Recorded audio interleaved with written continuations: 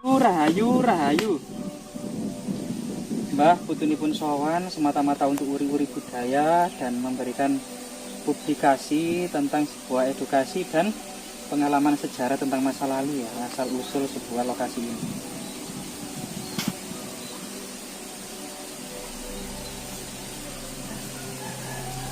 Di lokasi ini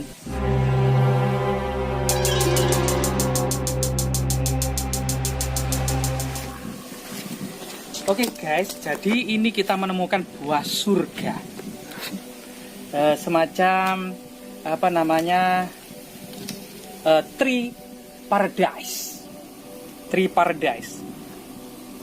Buahnya berbentuk seperti kubah masjid. Nah, seperti kubah masjid ya, asli arsitektur Persia. Dalamnya ternyata jika kita buka dalamnya, nah ini berair, lunak dan bisa dimakan.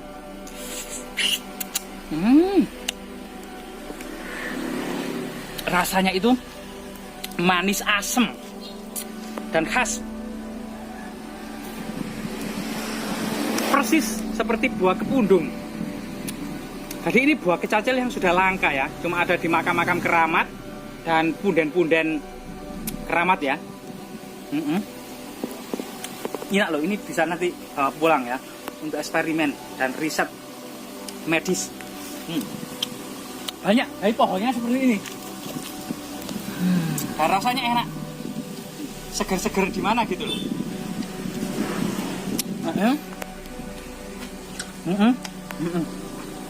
Dalamnya piye, Kang? Kuning. Kulitnya seperti kulit kepundung dan bijinya seperti biji kopi. Ada dua. Ya, namanya kalau dua namanya dikotil, kalau satu namanya monokotil. Nah, kalau dua namanya dikotil. Nah, kalau tanpa biji namanya kotil. Nah, jadi rahayu. Mbak permisi Mbak, putunipun sowan, kita semata-mata untuk uri-uri budaya. Jadi di lokasi ini kita akan mendapati jejak-jejak yang sangat misterius ya. Jadi jejak-jejak agama asli Nusantara. Siapa agama asli Nusantara? Jadi Pithecanthropus erectus atau Homo erectus itu memang menghuni Pulau Jawa 1,5 juta tahun silam. Tapi mereka punah antara 20 juta tahun yang lalu hingga 10 juta tahun yang lalu. Baru kemudian 3000 sebelum Masehi, orang-orang yang berkulit hitam, berambut keriting yang saat ini menghuni kepulauan Indonesia Timur ini menjadi penghuni awal. Kemudian tahun 1500 sebelum Masehi terdesak oleh orang-orang Melayu Polinesia, bahkan terjadi perkawinan campur, jadilah kita.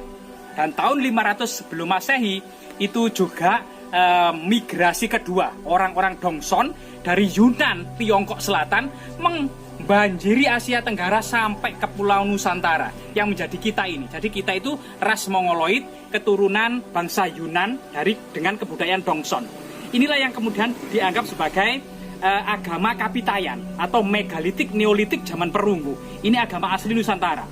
Baru kemudian mulai tahun 1 Masehi, sekitar 1600 tahun lamanya Pulau Sumatera dan Jawa ini didominasi perkembangan oleh agama Hindu dan Buddha. Jadi ini kemungkinan agama asli Nusantara di tahun-tahun 500 sebelum Masehi. Mari kita sowan.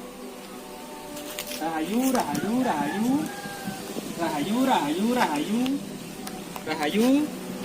Jadi di sini ini ada semacam struktur batu alam yang ditinggikan membentuk sebuah persegi panjang, sekitar ukurannya adalah 4 x 6 meter. Sekitar 4 x 6 meter, dan ada sebuah tangga atau pintu masuk dari arah barat. Jadi kita bisa masuk melewati arah barat. Rahayu. Ternyata selain kemudian struktur batu alam, kita menemukan balok-balok batu bata kuno. Jadi batu bata kunonya ini sudah kita ketemukan.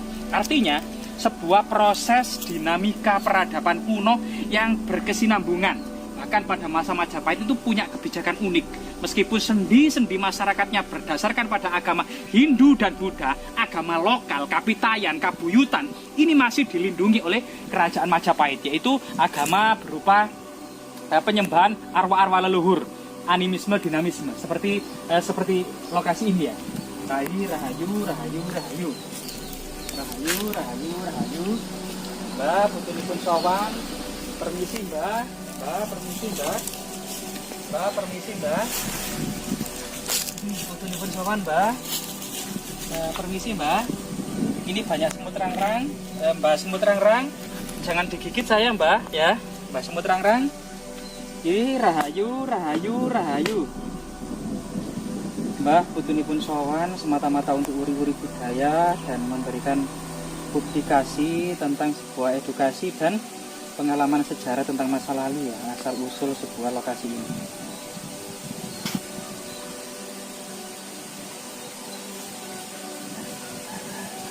Di lokasi ini, meskipun perubahan budaya yang tidak bisa kepungkiri, masyarakat Jawa beralih ke Islam, namun berbagai macam tinggalan budaya masa lalu, baik itu peradaban kuno Hindu-Buddha maupun kapitayan, kabuyutan, prasejarah, megalitik, neolitik, masih diuri-uri dan menjadi situs yang melekat dalam satu kesatuan rantai benang merah masyarakat masa lalu dengan masyarakat saat ini.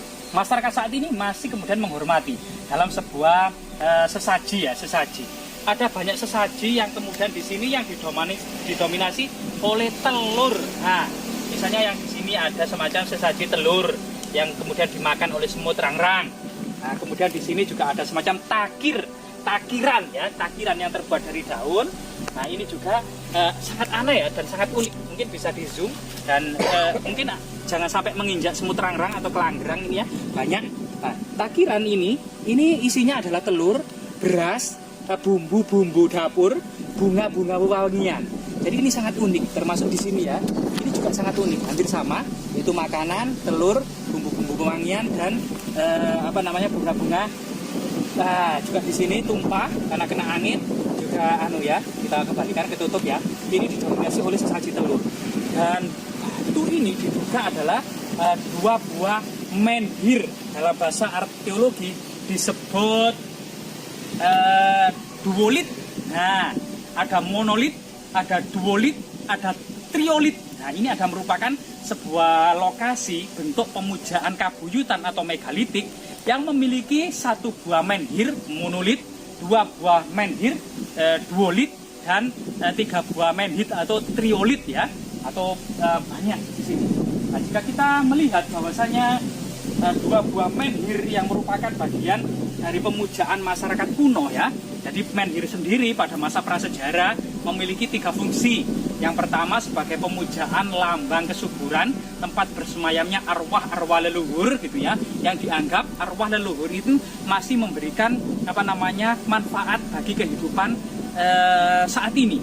Terutama yang kedua adalah untuk mengikat binatang kurban. Biasanya pada waktu itu adalah kerbau, sebelum kemudian disembelih dan dibagi-bagikan dagingnya kepada masyarakat luas atau dimakan bersama.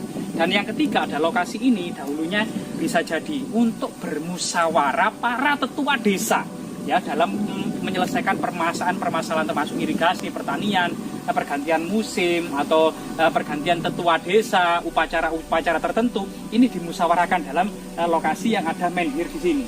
Dan ini sangat unik sekali ya batunya ini ya. Jadi jika kita teliti, memang batunya ini sangat unik sekali. Bahkan di sini ada semacam kendi yang berisi air gitu ya, yang merupakan salah satu komponen dari aspek persajian. Memang tidak bisa dipungkiri, selain kemudian banyak sekali artefak-artefak penting di sini. Juga ini pohon kecacil yang berbuah asam, juga pohon asam yang berbuah asam. Nah, pohon asam Jawa ini seperti ini. Jadi ini yang jatuh-jatuh ini biasanya dagingnya itu sudah kecoklatan, kekuningan. Nah, ini memang sangat bermanfaat pada musim kemarau yang panjang. Ini adalah nutrisi vitamin C yang sangat dibutuhkan oleh tubuh kita. Jadi kita berdoa.